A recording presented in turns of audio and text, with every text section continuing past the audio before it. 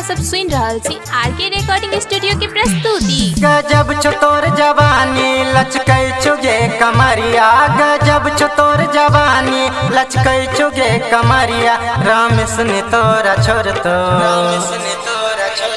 राकेश ने तोरा छोड़तो, तोरे पछै नजरिया। रमेश ने तोरा छोड़तो, तोरे पछै नजरिया।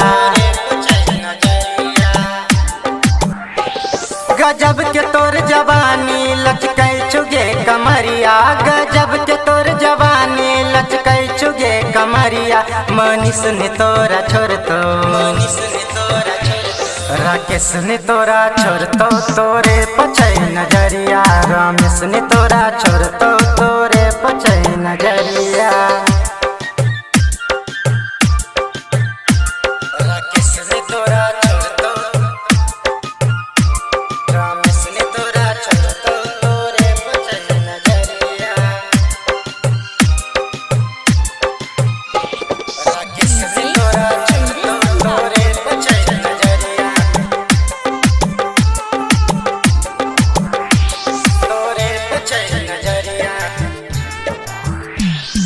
काला छो रूप तोहर फुलल फुलल गाल गे, देखो में ठीक लगो चेहरा बवाल गे।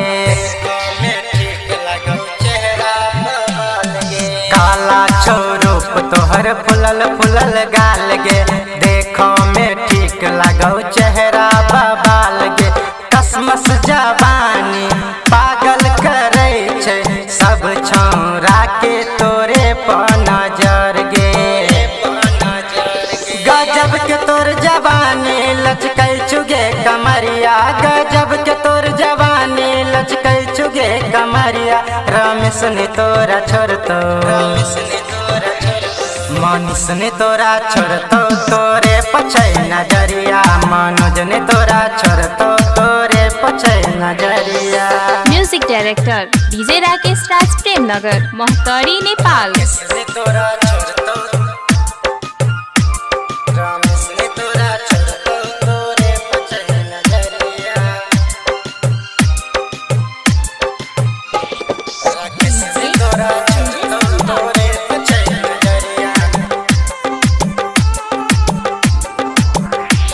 तोरे पछै नजरिया।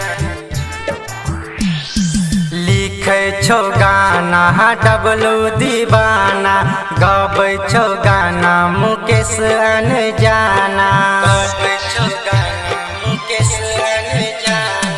लिखै छौ गाना डबलू दीवाना, गबै छौ गाना मुकेश अनजाना। जेकरा के दुनिया में आदब से जाना, सुनै छौ गाना पूरा जमाना, पूरा जमाना। गजब के तोर जवानी लचकै छुगे कमरिया, गजब के तोर जवानी लचकै छुगे कमरिया। रमेश ने तोरा छोड़तो,